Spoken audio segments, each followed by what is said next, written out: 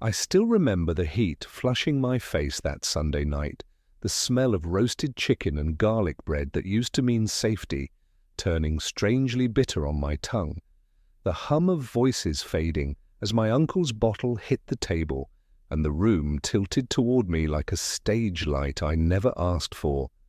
I'd just come from rehearsal leather on my dance shoes rubbed raw at the heel, proud of the wear because I thought it proved dedication. But to everyone else, especially him, it was just one more receipt, one more reminder that my dream cost more than we had. He smirked and said, almost to the mashed potatoes, almost to himself, all that cash down the drain. For a boy who thinks spinning in circles is a future, and a few cousins laughed the way people laugh when they're tired, and mean, sharp little knives dressed up as a joke, and I glanced at my father, hoping he'd lift me with even one word, but he kept pushing peas around eyes, sunk into the plate, like it might tell him how to pay next month. I told myself to breathe, to swallow it, to be gracious, but then my uncle leaned across the table, beer breath and pity, and said, "He doesn't even look like us. Maybe he's just some stray we picked up. All he does is take," and the air snapped. The conversation died. My mother's fork rattled against her plate, and every gaze found me as if I were an accusation sitting where a son should be. I smiled a stiff smile that hurt my face and said, "If I don't belong, why does the stage keep calling my name? Why is that the only place I feel alive?" And my voice cracked on alive. So the last syllable rang out thinner than I wanted, and for a beat no one moved. Then chairs scraped, a cousin coughed, and the moment pretended to end while the damage kept sinking quiet and deep. Later I heard my parents fighting in the kitchen, their words careful and cruel because they were trying not to wake anyone. My father said we couldn't keep this up, that every costume and class and competition was a bill shaped like my dream. And my mother said, "Don't take it from him. He's got something real." You know he does. And he said, "Real doesn't talk to the landlord." And she said, "We'll figure it out. We always do." And then nothing. Just the soft scratch of a grocery list being rewritten on the back of an envelope, because that's what love looks like when it's broke. I lay awake staring at a crack in the ceiling that looked like a river running through our house, my shoes by the door, like two small animals curled to sleep. And I tried to imagine a life without them, a life where I gave in, where I learned to sit still and not want so much. I pictured my father without the tightness in his jaw, my mother without the little tremor in her hands, our table quiet and kind again. And still underneath the shame, the lights came on in my head. A swell of music rose up my spine, and the room turned into a stage, because that's what the dream does. It keeps playing even when you cover your ears. In the mirror next morning, my eyes were swollen and stubborn, my chest sore from holding the night inside it. And I whispered to myself, almost afraid of the sound, "I'll prove them wrong. I'll make it. I'll make this worth it, even if it breaks me." And I didn't know yet that promises like that have barbs that they hook into everyone you love. I wore the same tired shoes to rehearsal and practice turns until the room blurred, until I couldn't hear my uncle or the quiet inside my father. Only counts and breath and the scuff of leather on wood, and when the director corrected my line, I nodded too hard, hunger passing for discipline, and told her I could stay late. I could always stay late. On the bus home, I counted the months until the next audition, thought about the costumes we couldn't afford, and the extra shift I could pick up at the cafe, made a map in my head where every street bent toward a single door with my name on it. And in that map, my parents were waiting in the audience, proud and soft-eyed, as if courage and applause could erase debt the way rain erases chalk. But when I stepped into the house, the lights were low, and my father was at the table, counting coins into little stacks, quarters and dimes, and my mother was in the doorway, watching him with a kindness so tired it hurt to look at. And I knew those stacks weren't for something nice, they were for keeping the world from tipping us out. He looked up and tried to smile the way men smile when they want to be bigger than the numbers, and asked how rehearsal was, and I said, "Good, better, I'm getting there." And he said, "I know," and we both pretended we believed. That solved anything. Later in my room, I took the laces out of my shoes and cleaned the soles with a damp cloth, like a ritual, like communion. And I told myself, this is the last season we'll struggle after this. It gets easier. After this, the world will make sense. And the shoes looked back at me like they knew better. I wish I could say I went back to my uncle and told him off that I said something clever and shut him down, but I didn't. I did what dancers do. I took it and turned it into movement. I swallowed it and promised the mirror I'd be more turns, more jump, more control, because control is the only wealth I could buy with nothing. And still, under the counting and the cleaning and the planning, a small fear pressed its thumb into my throat. What if proving them wrong only proved I didn't know how to be a son? What if the only thing I could afford was distance? That night, before sleep got brave enough to come, I wrote a single line in my notebook, "Make it worth what it costs," and I underlined it twice. And even now I can hear the scratch of the pen like a warning I refused to read. I thought I was the only one fighting, that my dream was a private war, but the truth was, sitting at the kitchen table, in little silver stacks, blinking in the yellow light, and love was whispering from the doorway, "Hold on, just hold on a little longer." And I didn't yet understand that holding on without balance is just another way of falling. I thought leaving that dinner behind would make things easier, but instead the walls of our house grew thinner, the arguments sharper, and every sound felt like it was aimed at me. Mornings began with silence, the kind that makes toast taste like cardboard, and nights ended with my father pacing bills in his hand, my mother whispering to calm him while I lay in bed pretending not to hear. The truth is, I heard everything, every fight about tuition, every sigh when the mailbox dropped another envelope stamped overdue, every time my name was spoken like a problem instead of a son. One evening I came home late from rehearsal, my shirt soaked through knees, aching from endless turns, and I walked straight into another storm. My father was at the table, papers scattered like battlefield maps, my mother's voice cracking as she tried to reason with him, but his words were sharp. "We can't keep this up, Martha, he's bleeding us dry." And before she could answer, I stepped forward, shaking, saying, "Don't talk about me like I'm not here."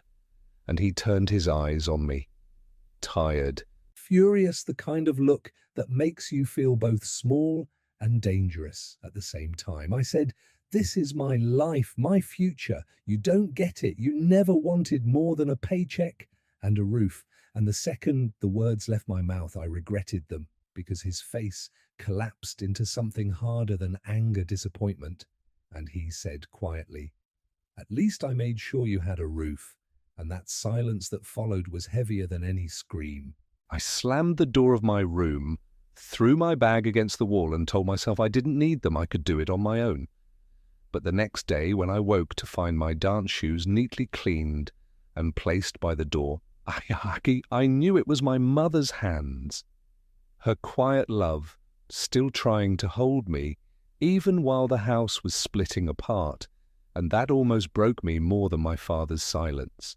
Days passed like rehearsals, with no music, empty, repetitive, exhausting, and the distance between me and my parents stretched tight until it finally snapped.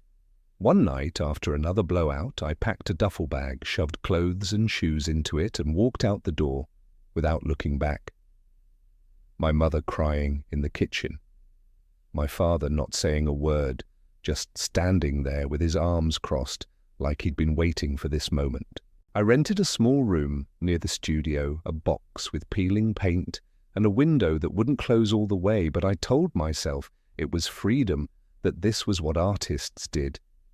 They sacrificed, they lived hungry and alone for the dream. Still, when the nights grew cold and the radiator sputtered out, I'd lie awake and wonder if freedom was just another word for lonely. I tried to fill the silence with practice, with extra shifts at the cafe, with scribbling routines in my notebook, but nothing drowned out the hollow where my family used to be. Friends tried to reach out. A girlfriend who once believed in me stopped by with groceries and a tired smile, but when I snapped at her for not understanding what it took to stay in the game, she finally said, "You're not chasing a dream. Adam, you're running from everyone who loves you," and then she left, closing the door softly, like even anger had given up on me. I kept telling myself that sacrifice was noble, that distance made me stronger. But late at night, I'd dig through my duffel bag for the photo my mother slipped inside me as a boy, in my first costume, grinning like the world was mine, and I'd stare at it until the lines blurred and ask myself if that boy would even recognize the man I'd become. Weeks later, curiosity dragged me back near my parents' new place, smaller and darker than the home we lost, and I saw through the window my father at the table again, counting bills under a weak lamp, my mother folding laundry with slow, careful hands, and for the first time I didn't feel defiant. I felt hollow because I had left them with the weight of my dream while pretending I carried it alone. I didn't knock, I didn't go in. I just stood there in the rain until the window fogged and I could no longer see them. And then I turned away with the taste of iron in my mouth, promising myself I'd come back when I had something to show, when I had a victory that would make all of this worth it. But victories didn't come. What came instead were more nights in that cold room, more shifts that barely covered rent, more bruises on my knees and aches in my back, more calls I didn't answer. And each morning, as I laced up my shoes, I whispered the same words, just one more audition, just one more chance. Though deep inside I was already afraid that the dream I thought would save me had already begun to take everything away. I used to believe the bottom was something you touched once, that you fell, hit hard, and then bounced back, but I learned the bottom keeps sinking. It opens beneath you again and again until you forget what solid ground feels like. The first slip came when the studio director pulled me aside, told me I looked exhausted, asked if I was taking care of myself, and I smiled, lied, said I was fine, but my legs told the truth when they gave out in the middle of rehearsal, and I ended up on the floor, the throb in my knee making my dream feel suddenly fragile, suddenly temporary. The doctor was blunt, overuse strain. I needed rest or I'd do permanent damage. And I nodded as if I'd listened, but inside, all I heard was time slipping away, auditions passing me by, so I wrapped my knee tight and limped back to the studio, pretending strength was just another costume I could wear. Bills piled up in my little room. Rent notices slid under the door, cafe shifts barely covering survival. And still I imagined my parents in their smaller home carrying the debts I had helped create. Shame kept me from calling pride, kept me from going back, so I buried myself deeper in practice, believing if I worked harder, spun faster, leapt higher, the universe would finally pay me back. But the universe was stubborn. It answered with silence. My phone stopped buzzing. Friends stopped waiting. Even the girlfriend who once tried to save me stopped knocking. I had traded every relationship for a stage that didn't even want me. One evening, I came home soaked from rain, dug through my bag for clean clothes, and found only damp costumes that smelled of mildew. And for the first time, I asked out loud, "Is this worth it?" The walls didn't answer the radiator, hissed like it was mocking me, and I sat on the bed, staring at my shoes, wondering if maybe my uncle had been right all along. Maybe I was just some stray who only took and never gave back. The worst came when my father called, not to ask about me, not to invite me home, but to tell me they were selling the house. The place with the cracked ceiling I used to trace before sleep, the kitchen that smelled of garlic bread, the rooms that held all the years I thought were unshakable. He said it flat quick, but I heard the anger buried in it, the exhaustion of a man who had carried too much, and I wanted to argue, to beggy. But what right did I have when I was the reason they'd been forced here? So I said nothing, just listened to the silence after he hung up, realizing the home I thought would always wait for me was gone. After that I drifted days, bleeding into nights, rehearsals into shifts, everything into everything, until life felt like fog. My knee ached constantly, savings vanished, and the only thing I had left was the stubborn promise to prove them wrong, though even that began to taste bitter. I tried to reach for the stage as if it could save me, but every audition ended the same polite smiles, quick rejections, doors closing before I caught my breath. One night I passed the cafe window and saw myself inside apron-stained hair, damp carrying plates like I'd never left, and I thought, is this who I am now, serving strangers while my family suffers aching while others laugh at tables I can't afford? The thought clung to me heavier than my jacket, heavier than the coins in my pocket. At home, I pulled out an old notebook pages, once full of sketches and light, and on the back I found a folded letter from my mother, one I'd ignored for months, and her handwriting told me she believed in me, but begged me not to lose myself, not to let ambition turn me into someone she couldn't recognize. She wrote, "Dreams are meant to lift you, Adam, not to break the people holding you up." And I dropped the paper, stared at the cracked wall, and realized I had done exactly what she feared. I couldn't sleep, so I walked the city streets wet with rain, and ended up in front of my parents' new house, smaller, darker curtains drawn tight. I stood there wondering if I should knock, if I should fall to my knees and beg forgiveness, but I couldn't not with nothing to offer but pain, so I turned away, rain sliding down my face like it wanted to wash me clean, and I whispered to myself, one day, I'll make this worth it, though deep down I knew that day might never come. I thought I had already closed every door back to my family that I could survive on grit and stubbornness alone, but the truth came in the smallest voice, one I wasn't ready for. It was a Saturday. I had dragged myself to a community park because the studio was closed, my knees still aching as I stretched under the weak morning sun. And that's when I heard her, my niece, running up the path with her backpack, bouncing, calling my name the way only children can, like it's still whole, like it hasn't been broken by years of shouting and silence. She stopped in front of me, eyes wide and breathless, and told me she had begged her mum to let her find me because she missed the way I used to lift her on my shoulders and spin her until the world blurred.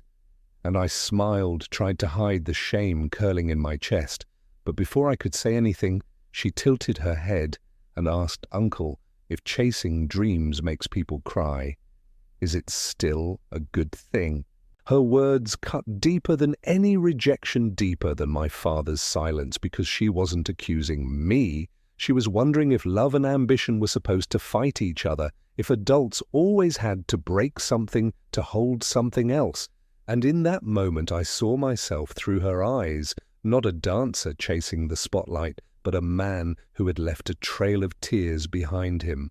I didn't know how to answer, so I sat with her on the bench, listened as she told me about school plays and how she wished I could teach her one of my routines, and then she pulled out a crumpled piece of paper, a drawing of me on stage with the family cheering in the audience, and my throat burned, because even in her imagination she still believed I belonged with them. She handed it to me and said, "Mum says you'll come back when you're ready," and I folded the paper carefully like it was glass and whispered, "Maybe sooner than that." That afternoon, I walked her home, my heart pounding as we approached the little rental where my parents now lived, curtains drawn against the world. But instead of knocking, I lingered by the fence, watching her run up the steps, watching my mother open the door with surprise and joy, hugging her tight, and for the first time in years, I saw my mother's face light up with laughter, laughter that used to fill our kitchen but had been gone since the bills stacked higher than the bread. I stood there hidden, feeling like both a stranger and a son until my niece turned back and waved, and my mother's eyes followed. And for a second, she really saw me standing on the sidewalk like I was deciding whether to come home or vanish again. She didn't say a word, just raised her hand slowly in a gesture that felt like both forgiveness and invitation. And I nearly walked up those steps, nearly collapsed in her arms, but fear dragged me back, fear that my father's stare would turn me to stone, fear that I still hadn't proved anything.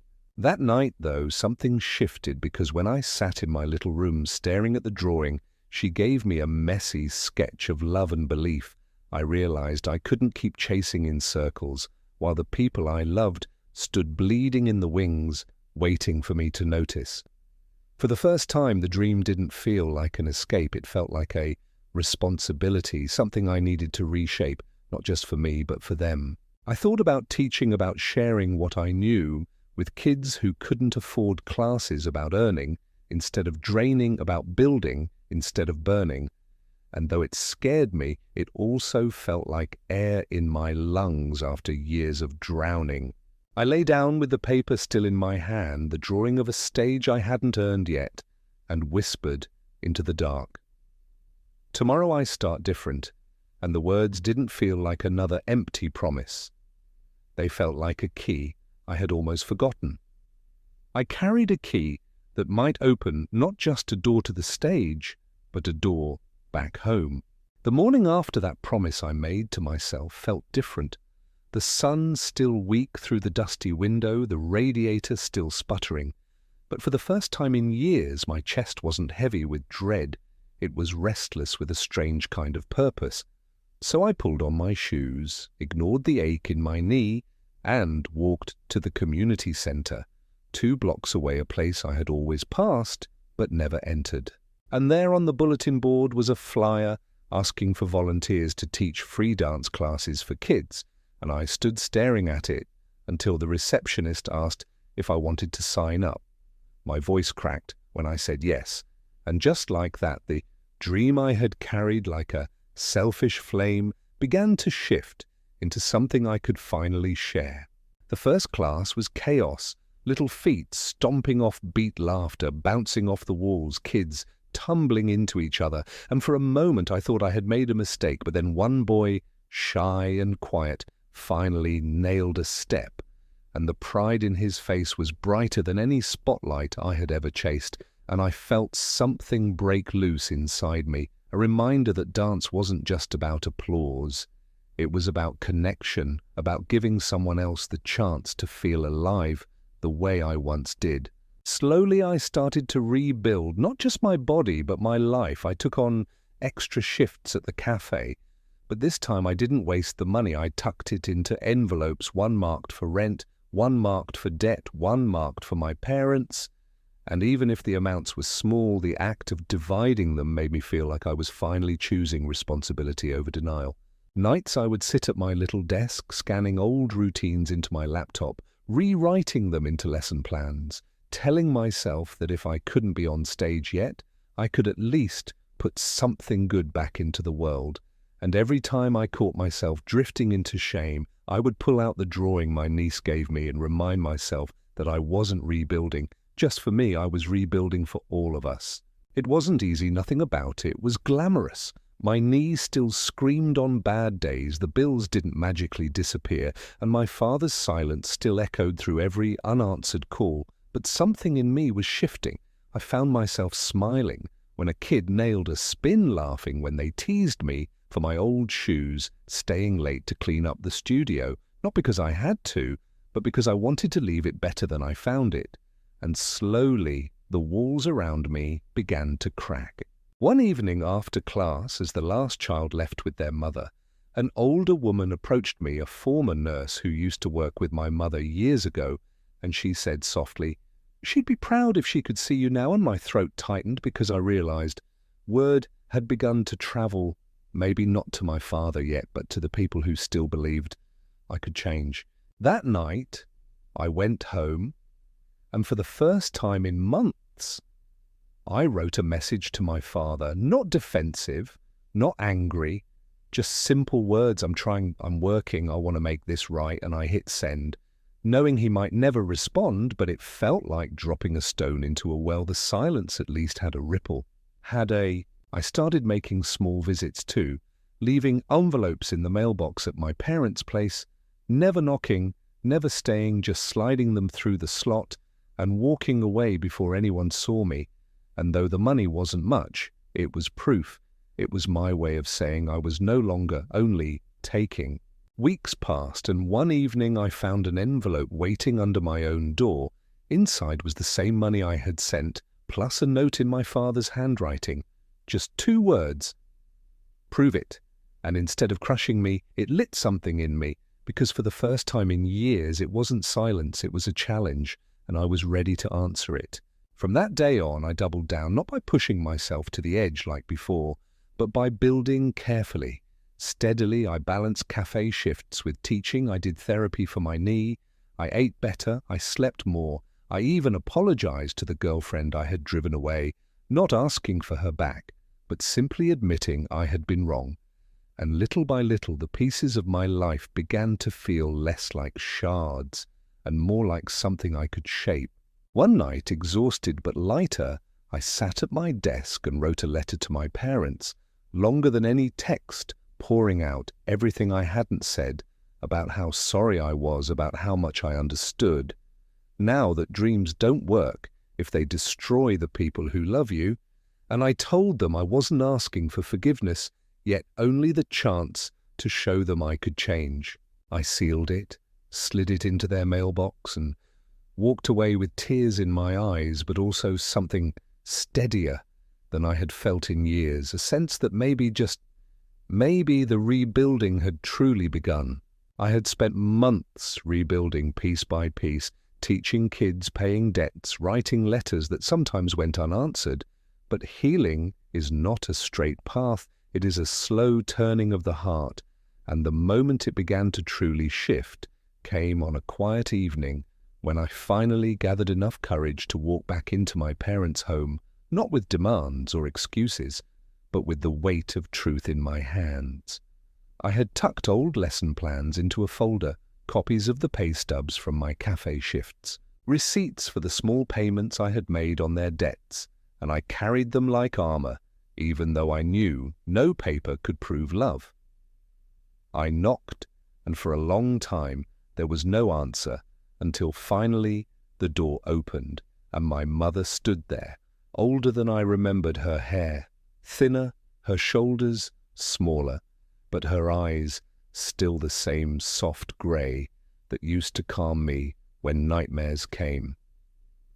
She didn't speak, just pulled me inside, and when I saw my father sitting at the table, arms crossed, eyes sharp, I almost turned and left. But then I placed the folder down and said, "I'm not here to argue, I'm here to listen." Silence filled the room heavy. Then my father leaned back and said, "Do you even know what you've done to this family?" His voice low, almost trembling. And I nodded. I said, "I do. I've seen it. I've lived it. I broke more than I built. I thought my dream was mine alone, but it became a storm that swallowed us all, and I'm sorry, not in the shallow way I used to be, but in the kind of way that makes you sick, because you finally understand the damage you've caused." My mother put her hand on his arm, but he shook it off and stared at me, eyes wet, and he told me about nights I hadn't seen, the arguments that nearly tore them apart, the humiliations of asking relatives for loans, the weight of silence at the dinner table when they couldn't admit how much they were drowning, and I listened, really listened, until every word carved into me, until I was holding my face in my hands, crying the way I hadn't let myself cry in years. And when I finally looked up, I whispered, "I thought I was the one fighting, but it was you. It was always you bleeding, so I could chase shadows." Something shifted in him. Then his face crumpled, his voice breaking, and he said, "I never hated your dream, son. I just hated watching it eat us alive." And when he said son, I couldn't hold back. I stood and reached for him, and though he hesitated for a breath, Finally, his arms came around me, strong, trembling, and it was the first time in years I felt the solid truth of family pressing into me. My mother joined, wrapping us both, and for a moment the kitchen that had once been battlefield turned into sanctuary. 3 people holding on, not because the past was erased, but because the future might still be written differently.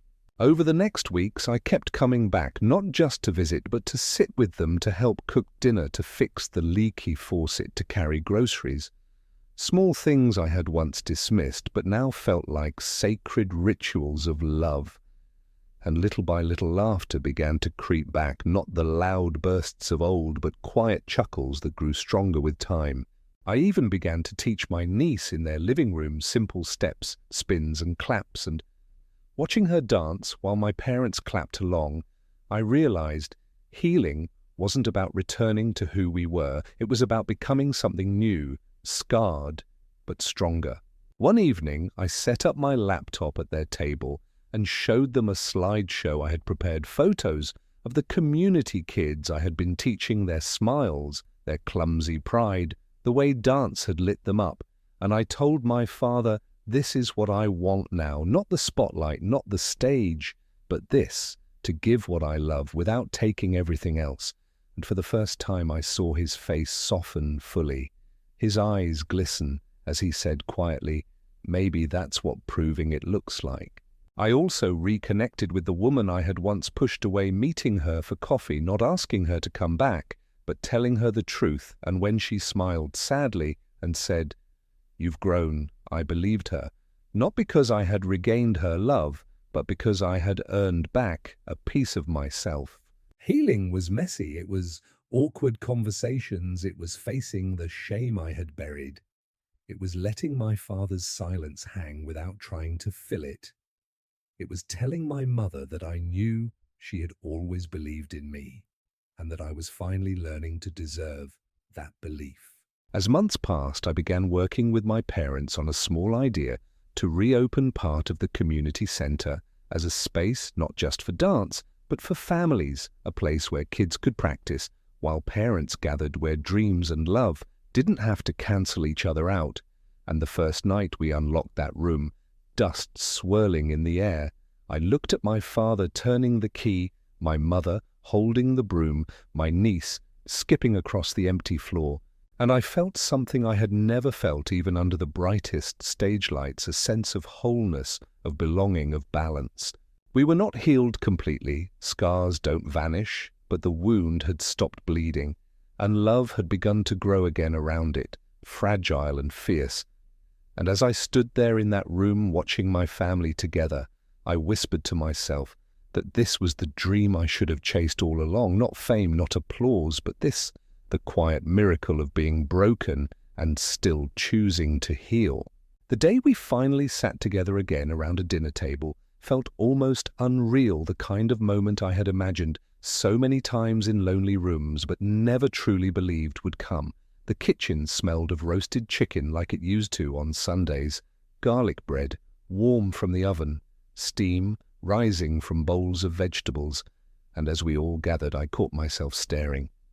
My mother moving easily between stove and table, my father setting out plates with a calmness I hadn't seen in years, my niece giggling as she arranged forks in crooked lines, and I felt a lump rise in my throat because this was what I had nearly destroyed, this simple sacred act of eating together.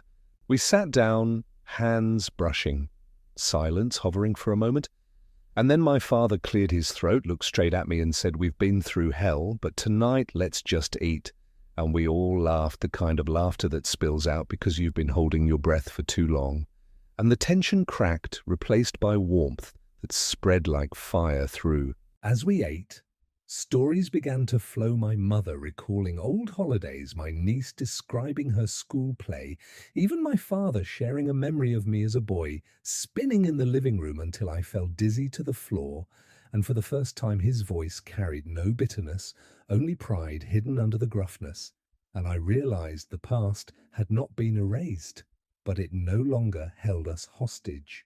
Halfway through the meal, I excused myself, went to my bag, and pulled out the drawing my niece had given me months earlier, the one of me on stage with my family, cheering, and I laid it in the center of the table. And she gasped, clapping her hands, and my parents leaned in close, my mother touching the crayon lines gently as if they were fragile glass. And I said softly, "This picture saved me. It reminded me of what really matters, and I want us to keep it here in this house, as a reminder that no matter how far we fall, we can still come back." Later that week, we gathered again, but this time at the community center, the little room we had cleaned and unlocked, now filled with chairs, neighbors, and children eager to dance. And as the music began and kids stomped and spun, I stood at the back, with my father beside me, his arms crossed out of habit, but his mouth twitching with a smile, and he said, under his breath, "Not bad," and I laughed because from him that was the highest praise. And when my mother joined in clapping with the rhythm, when my niece twirled in the center with the other children, I felt a peace so deep it silenced every ghost of failure.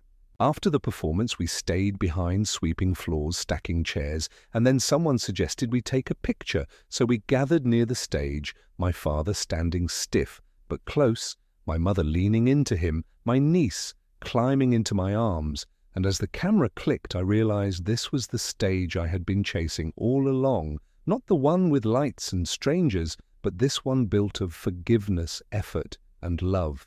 That night, back at the house, we shared one last meal. Simple soup and bread, nothing fancy, but it felt like a feast. And as I looked around the table, I whispered to myself, the stage lights fade, the applause dies, but family is the spotlight I'll never lose again. My father heard me, nodded once, and my mother reached across the table, squeezed my hand, and my niece laughed with her mouth full of bread, and I thought, this is enough, more than enough, this is everything.